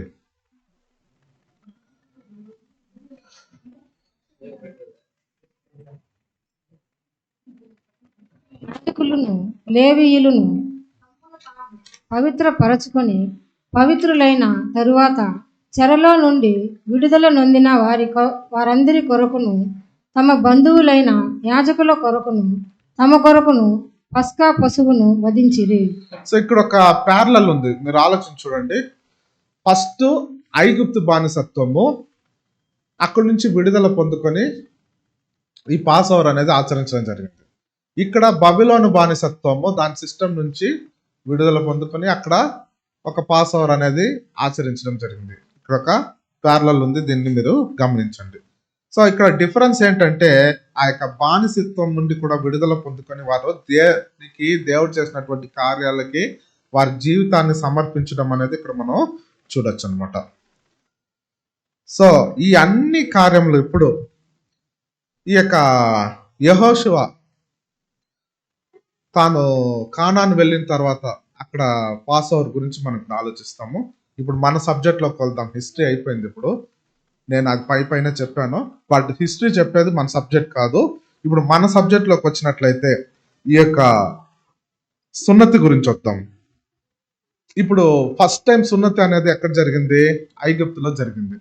తర్వాత సున్నతి చేసుకొని పాస్ ఓవర్ ఎప్పుడు చేశారు? యోర్దాను నది దాటుకొని సున్నతి చేసుకొని వాళ్ళు ఆ యొక్క పస్కాను ఆచరించడం జరిగింది. అవునా? డౌట్ ఏమైనా ఉందా? మిగతా అరణ్య ప్రయాణంలో 39 సంవత్సరాలు వాళ్ళు పస్కాను ఆచరించలేదు. సో ఇందులో మనం నేర్చుకోవాల్సిన పాఠం ఏముంది?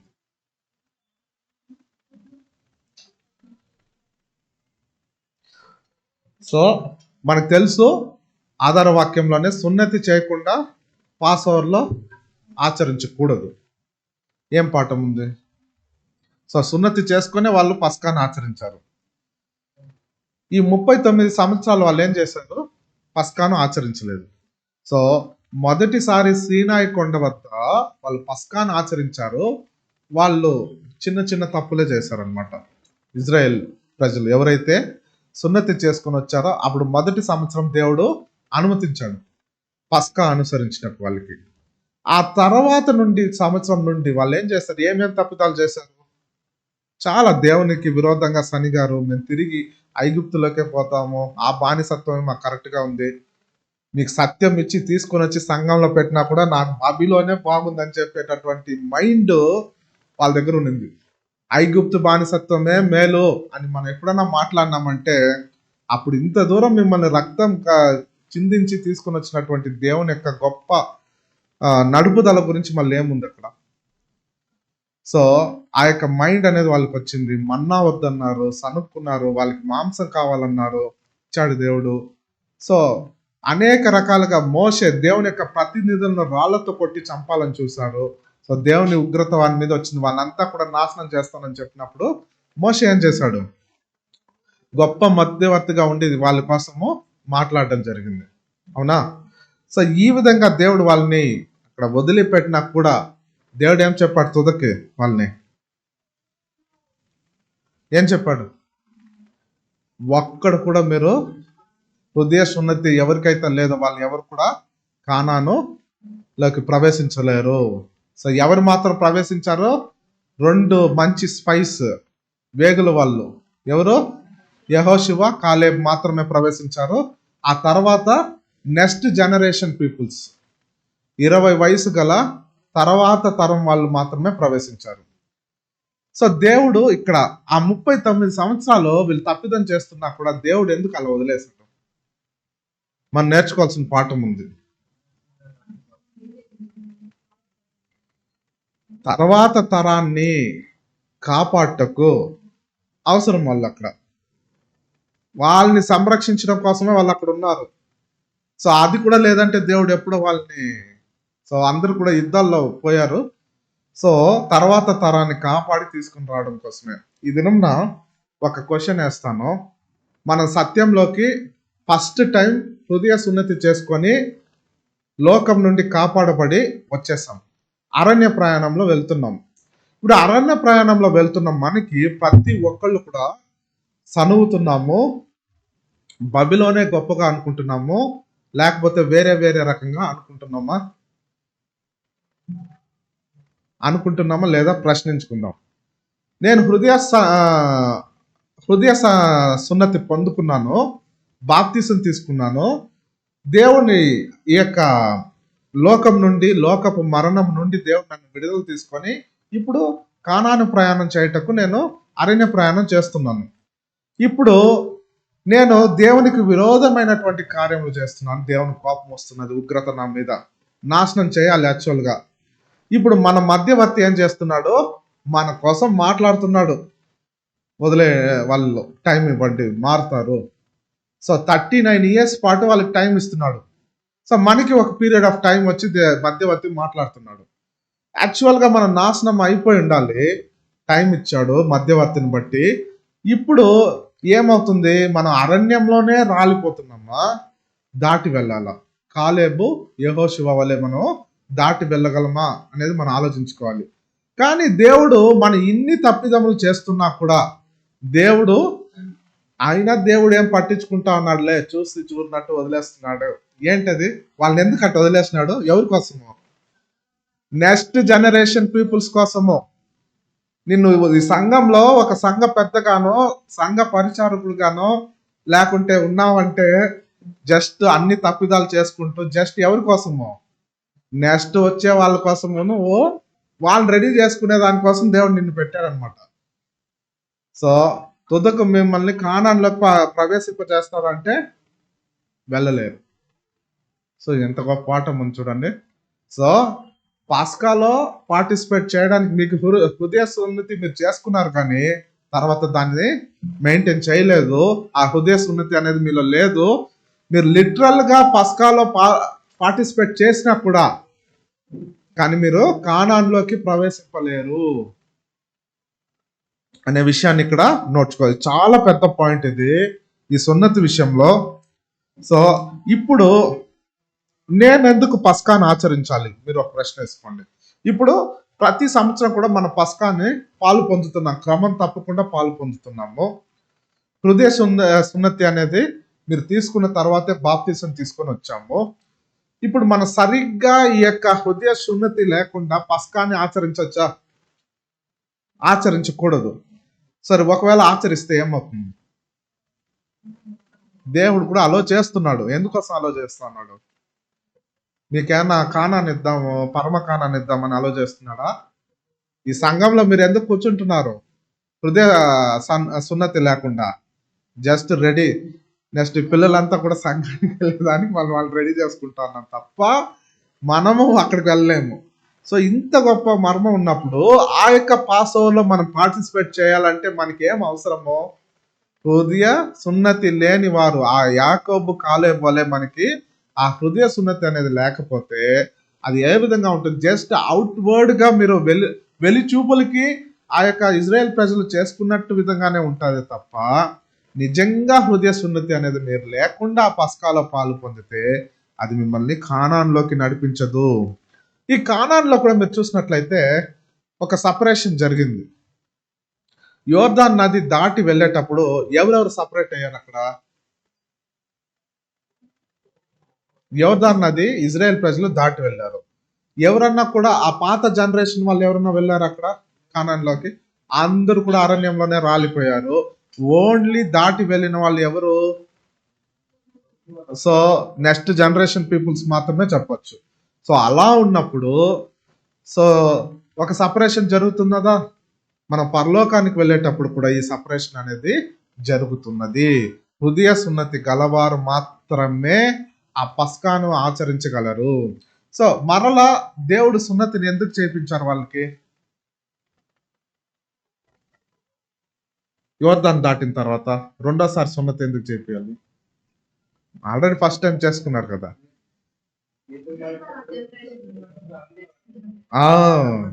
పాత జనరేషన్ అంతా పోయింది కాబట్టి కొత్త జనరేషన్ మళ్ళా చేయాలి. వాళ్ళ మధ్యలో సున్నతి చేసుకోలేదు, పస్వార్ కూడా చేసుకోలేదు. సో కాబట్టి సున్నతి అనేది మ్యాండేటరీ కాబట్టి సున్నతి చేయించే పస్కాని అనుసరించారు.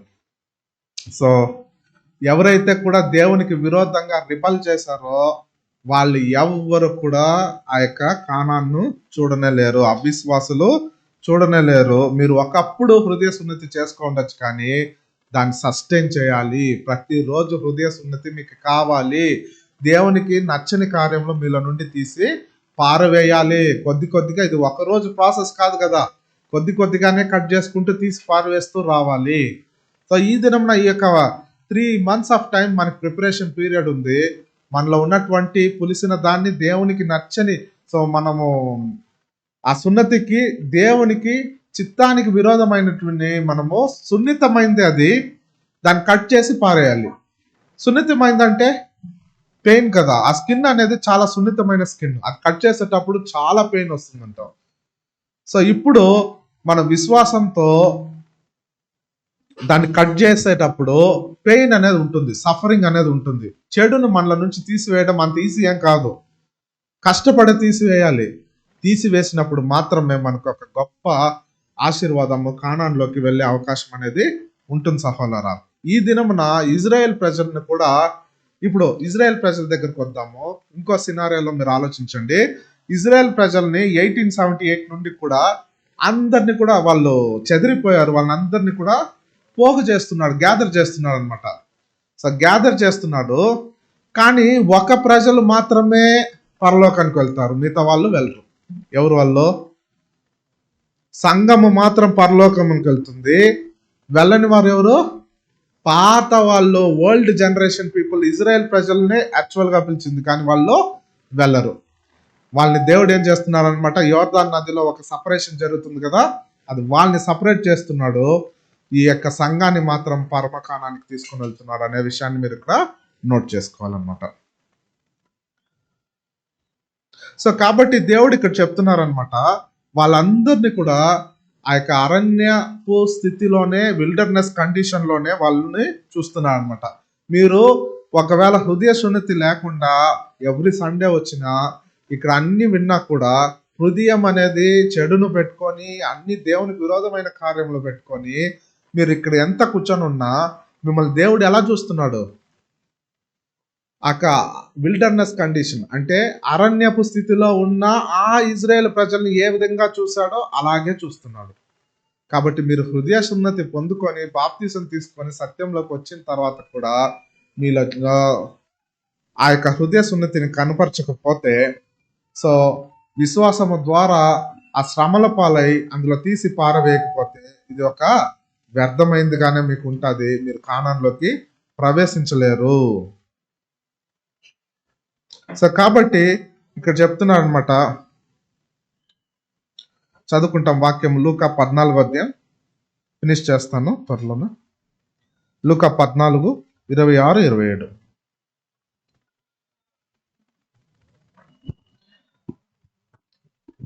ఎవడైనను నా యొద్దకు వచ్చి తన తండ్రిని, తల్లిని, భార్యను, పిల్లలను, అన్నదమ్ములను, అక్క చెల్లెండ్రను, తన ప్రాణమును సహా ద్వేషింపకుంటే వాడు నా శిష్యుడు కానేరడు. మరియు ఎవడైనను తన సిలువను మోసుకొని నన్ను వెంబడింపని ఎడల వాడు నా శిష్యుడు కానేరడు. కాబట్టి ఫ్యామిలీ సున్నితమైందే కదా మనకి, very close to our heart. అంటే ఏంటి? మన కుటుంబము, మన పిల్లలు, వీళ్ళే ఎంతో సన్నిహితంగా, అది ఒక సున్నితమైనటువంటి, ఒక సెన్సిటివ్ అయినటువంటి పార్ట్ మన భాగంలో, మన ఫ్యామిలీ. ఆ సెన్సిటివ్ దాన్ని మీరు కట్ చేసేయాలి అంటున్నాడు దేవుడు. సున్నితమైన భాగాన్ని మీలో నుండి కట్ చేసి వేసేయాలి నా కొరకు అని చెప్పినప్పుడు మీకు ఎంత పెయిన్ ఉంటుంది, అందులో ఎంత కష్టం ఉంటుంది. నా ఫ్యామిలీని వదిలేమంటున్నాడు, నా పిల్లల్ని వదిలేమంటున్నాడు నా కోసం అంటే నీకు ఎంత బాధ.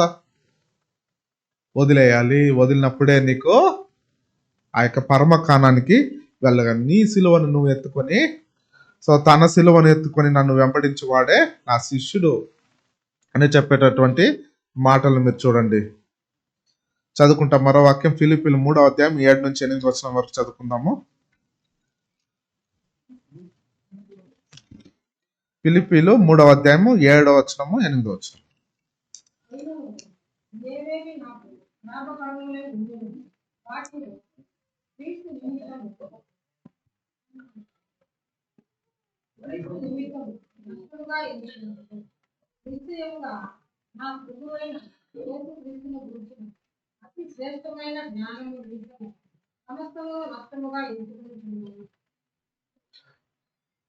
కాబట్టి పౌలు కూడా చెప్తున్నాడు, మనకి ఏదైతే లాభం ఉంటున్నదో, అయినను ఏవేవి నాకు లాభకరములై ఉండనో వాటిని నేను క్రీస్తు నిమిత్తము నష్టముగా ఎంచుకొని ఈ లోకంలో నిశ్చయముగా నా ప్రభువైన యేసుక్రీస్తు గూర్చిన అతి శ్రేష్టమైన జ్ఞానము నిమిత్తము సమస్తమును నష్టంగా ఎంచుకుందును. కాబట్టి ఈ లోకంలో నాకు ఏదైతే కూడా గొప్పగా ఉంటున్నదో, ఆశీర్వాదాలుగా ఉంటున్నదో, ఐశ్వర్యం కావచ్చు, పేరు కావచ్చు, పలుకుబడి కావచ్చు, చదువు కావచ్చు, ఇంకేదైనా కూడా దేవుని కొరకు ఉపయోగపడకపోతే అది ఏమవుతుంది? అది ఎంత గొప్పదైనా కూడా అది నష్టంగానే మీరు ఎంచుకోండి. సో కాబట్టి సమస్తము నాకు ఈ లోకంలో నష్టంగానే మీరు ఎంచుకోవాలనే విషయాన్ని మీరు ఇక్కడ నోట్ చేసుకోవాలి సహోదరా. అదే చూడండి, ఈ యొక్క యోర్దాన్ నదిలో దాటేటప్పుడు వీళ్ళు ఏం చేశారు, యాజకులు ఏం చేశారు, ఆ యొక్క నిబంధన మందస పెట్టిని తీసుకొని వాళ్ళు ఫస్ట్ వెళ్ళారు యోర్దాన్ నదిలో. ఫస్ట్ వెళ్ళి వాళ్ళ కాళ్ళు ఎప్పుడైతే ఆ యోర్దాన్ నదిలో వచ్చి పెడతారో అప్పుడు యోర్దాన్ నది ఏమవుతుంది, 2 పాయలుగా విడిపోయింది. వాళ్ళు వెళ్ళిపోయి అక్కడ వచ్చి మధ్య భాగంలో నిలబడిన తర్వాత ఇజ్రాయెల్ ప్రజలంతా కూడా తమ తమ వంతుల వారిగా ఆ యోర్దాన్ నదిని దాటిన తర్వాత వెనకాల నుండి వీళ్ళు ఈ యొక్క యాజకులందరూ కూడా వెళ్ళడం జరుగుతుంది. ఇది దేన్ని సూచిస్తుంది? సువార్త యుగం అయిపోయింది, మిలీనియల్ ఏజ్ లో ఇప్పుడు ఉంటున్నాం. ఇప్పుడు 1000 ఏళ్ల పరిపాలనలో ఫస్ట్ ఎవరు పరలోకానికి వెళ్ళింది? ఉదాహరణగా మనకి యేసు ప్రభు. మనం ఏం చేసాము, ఆయన చూసి ఆయన అడుగు జాడలందు మనం వెళ్ళి ఆ యొక్క గొప్ప ఆశీర్వాదంలో పాల్పొందాం. ఆ యొక్క 1000 ఏళ్ల పరిపాలన కూడా ఇప్పుడు యాజకులందరూ కూడా ఆ యొక్క నిబంధన మందస పెట్టిని తీసుకొని ముందు వెళ్తారంట. ముందు వెళ్ళడం అంటే ఏంటి? ఒక ఉదాహరణ, మిగతా వాళ్ళందరూ వారి అడుగు జాడలందు ధైర్యంగా దాటేస్తారనమాట ఇప్పుడు. సో వాళ్ళ యొక్క 2వ మరణాన్ని దాటడము, సో వాళ్ళు కానాన్ని ఆ యొక్క బ్లెస్సింగ్ అనేది తీసుకోవడం అన్నమాట. ఈ లోక ప్రజలందరూ కూడా ఇది ఇంకో రకమైనటువంటి సింబల్ ని మీరు నోట్ చేసుకోండి. వాళ్ళని చూస్తూ వెళ్ళి వాళ్ళు తెలుసుకుంటారు. ఏ విధంగా అయితే సంఘం కూడా యేసు ప్రభుని చూసి నేర్చుకునిందో ఆ విధంగా మన యాజకులందరినీ చూసి వాళ్ళు చేయడం అనేది మనం చూడొచ్చు. ధైర్యంగా వాళ్ళ యాదాన్ని దాటడం జరుగుతుంది. సో ఇక్కడ యెహోషువ వచ్చి యేసు మహిమలో ఉన్న యేసు ప్రభుని సూచిస్తున్నాడు, యాజకులందరూ కూడా సంఘాన్ని సూచిస్తోంది అనేది విషయాన్ని కూడా మీరు నోట్ చేసుకోవాలి.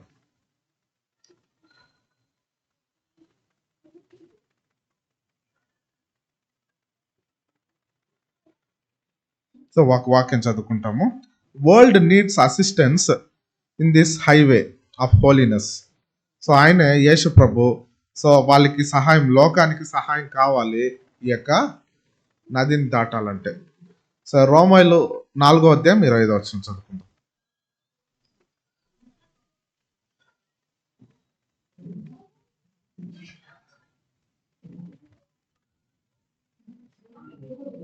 నాలుగు 25 రోమిలు. మన అపరాధముల నిమిత్తం అప్పగింపబడి మనము నీతిమంతులుగా లేపబడము. సో ఆయన మన అపరాధముల నిమిత్తం అప్పగించబడి మన నిమిత్తము మన నీతిమంతులుగా తీర్చబడటకై లేపబడిను. ఇప్పుడు యేసు ప్రభు మన నిమిత్తము ఆ సిలువలో బలియాగంగా తాను సమర్పించుకున్నాడు. సో తన యొక్క మానవ స్వభావాన్ని మన కొరకు సమర్పించుకున్నాడు. సో ఆయన్ని మనం చూడండి, ఆయన నా కొరకే ఆ సిలువ మీద మరణించాడని విశ్వసించాలి, అంగీకరించాలి. సో ఆ విధంగానే మనం ఆ పస్కా గొర్రె పిల్లను తింటున్నామని అర్థం. ఆ యొక్క విమోచన క్రయదానం యొక్క విలువల్ని మనము, ఆ యొక్క ఉన్న ఆశీర్వాదాన్ని మనం తీసుకుంటున్నాము, అంగీకరిస్తున్నాము అనే విషయాన్ని. ఆ తర్వాత ఈ విధంగా మనల్ని విమోచించినటువంటి యేసు ప్రభుకి ఒక నిత్య జీవాన్ని కూడా మనకి ఇచ్చాడు. ఆయన చూడండి, ఆయన మన కొరకు ఒక గొప్ప మధ్యవర్తిగా ఉంటూ తండ్రి దగ్గర మన యొక్క హృదయ సున్నతి గురించి విన్నపములు చేస్తూ ఉన్నాడు, మనకి టైం ఇస్తున్నాడు. సో ఆ టైం అనేది ఎంతకాలం ఉంటుంది? సో సో మనల్ని లేకుంటే దేవుడు మనల్ని ఏ విధంగా చూస్తాడు అనేది మనకి ఈ యొక్క సబ్జెక్ట్ నుంచి కూడా మనకు అర్థమైంది. ఇప్పుడు మన యొక్క కర్తవ్యం ఏంటి? ఈ యొక్క పాస్ ఓవర్లో మనం ఏం చేయాలి? ఈ సబ్జెక్ట్ ఉన్నాము, ఇప్పుడు ఏం చేయాలి? హృదయ శుద్ధత లేనివాడు పస్కాలో ఆచరించటకు అర్హత లేదు. హృదయ సున్నతి అంటే ఏంటి? దేవుని చిత్తం కానిది మనం ఏం చేయాలి? మనలో మన హృదయంలో నుండి కట్ చేసి పారేయాలి. ఒకవేళ ఉందంటే ఏమర్థమో, దేవుడు మనల్ని ఎలా చూస్తున్నాడు? ఆ కానాను ప్రయాణంలో ఉన్నటువంటి పాత ఇజ్రాయేల్ ప్రజల వల్లే మనం ఉంటున్నామని అర్థం. సో దేవుడు ఏం చేస్తున్నాడు? పాస్ ఓవర్ అలో చేస్తున్నాడంటే నెక్స్ట్ జనరేషన్ రెడీ చేసుకొని మనది మనం వదులుకుంటున్నామని అర్థమే కదా అయితే. సో కాబట్టి మనం ఏం చేయాలి? ఇప్పుడు మనలో ఉన్నటువంటి పులిసిన వాటిని తీసి పారవేయాలి. దుష్టత్వము కానీ మిగతావన్నీ కూడా, చెడును కానీ అన్నిటిని తీసి పారవేసేయాలి. సో ఇప్పుడు మన యొక్క దారిని, మనం ఎటువంటి మార్గాన్ని ఎంచుకున్నామో, మనం ఏ విధంగా వెళ్తున్నామో ఒకవైపు నిలిచి తిరిగి చూడాలి. గత సంవత్సర కాలము నేను ఏ విధంగా జీవించాను, దేవునికి ప్రియంగా ఉన్నానా, నా హృదయ శుద్ధి ఉన్నదా, అన్ని పరీక్షించుకునేటటువంటి సమయంగా ఉంటున్నది. సో కాబట్టి మనం ఈ సమయాన్ని చక్కగా ఉపయోగించి మనలో ఉన్నటువంటి స్వార్థాన్ని, పాపపు ఆలోచనల్ని, అన్నిటిని కూడా, ద్వేషాన్ని, ఇవన్నీ కూడా తీసి పారవేసి అందులో ఒక అర్హమైన పాత్రగా, పరిశుభ్రంగా, పరిశుద్ధమైనటువంటి హృదయంలో దేవునికి ప్రియంగా హృదయ శుద్ధితో, ఆ హృదయ సున్నతితో మనము పాలు పొందాలి.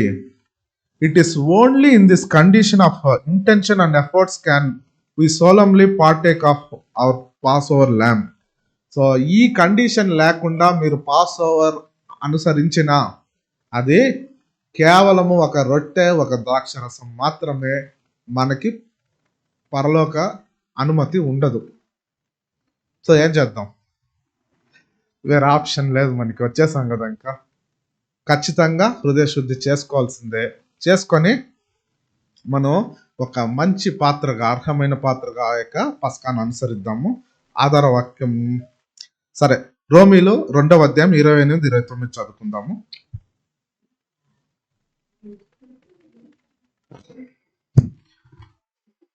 బాహ్యమునకు యూదుడైన వాడు యూదుడు కాడు, శరీరమందు బాహ్యమైన సున్నతి కాదు, అయితే అంతరంగమందు యూదుడైన వాడే యూదుడు.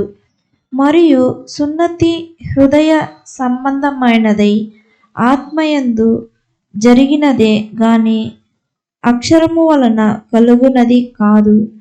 అట్టి వానికి చెప్పు, మనుషుల వలన కలగదు, దేవుని వలనే కలుగును. సో కాబట్టి ఇది సున్నతి అనేది బాహ్యంగా కనిపించేది కాదు, వెలిచూపుల్లో మీరు చూపించేది కాదు, ఇంటర్నల్ గా జరిగేది, హృదయంలో చేసుకునేది.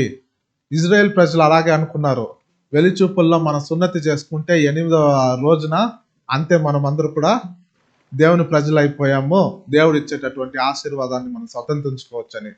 సో మనం తీసుకున్నటువంటి బాప్తిసం ఏదైతే ఉందో అదొక సింబల్ మాత్రమే, మన హృదయ సన్నుతి పొందుకున్నామనే దానికి సింబల్ చూపించాము. కానీ ఆ హృదయ సున్నతి అనేది మనలో ఇంకా కూడా అలాగే మనలో వస్తుంది కదా, చెడు అనేది లోకంలో పోతా ఉంటే. సో కానీ ఈ పాస్ ఓవర్లో పార్టిసిపేట్ చేసేటప్పుడు క్లియర్గా మంచి హృదయంతో, దేవుని చిత్త ప్రకారం ఉన్న హృదయంతో మన ఆ పస్కాను ఆచరించాలి సహోదరా. కాబట్టి ఆధార వాక్యంలో చెప్పినట్టుగా నిర్గమకాండం 12వ అధ్యాయము 48-49లో సున్నతి చేసుకున్న వాడు, హృదయ సున్నతి చేసుకున్న వాడు పస్కాలో ఆచరించుటకు అర్హుడు కాడు. చదవండి, ఫైనల్గా క్లోజ్ చేసుకుంటాము ఆధార వాక్యం చదువుకుని. నీ యొద్ద నివసించు పరదేశి యెహోవా పస్కాను ఆచరింపుకునే ఎడల అతనికి కలిగిన ప్రతి మగవాడు సున్నతి పొందవలెను. తరువాత అతడు సమాజములో చేరి దానిని ఆచరింపవచ్చును. అట్టివాడు మీ దేశంలో పుట్టిన వానితో సముడగును. సున్నతి పొందని వాడు దానిని తినకూడదు. దేశస్థనుకుని మీలో నివసించు పరదేశికిని దీని గురించి ఒకటే విధి ఉండవలెనను. సో అన్యుడికి అందరికీ కూడా ఒకటే విధి, వేరే విధి లేదు. పస్కా ఆచరించాలంటే హృదయ సున్నతి అవసరము. సో ఇదే ఇవాళ సబ్జెక్టు. మీకు అందరికీ అర్థమైందని నమ్ముచున్నాను. ఓపికగా ఉన్నటువంటి ప్రియ సహోదరులకి నా యొక్క ధన్యవాదాలు తెలుపుకుంటూ, అవకాశం ఇచ్చినటువంటి సంఘస్థులకు కూడా నా యొక్క కృతజ్ఞతలు తెలుపుకుంటూ ఈ యొక్క సబ్జెక్ట్ని కూడా ముగించుకుంటున్నాను. Thank you brothers and sisters.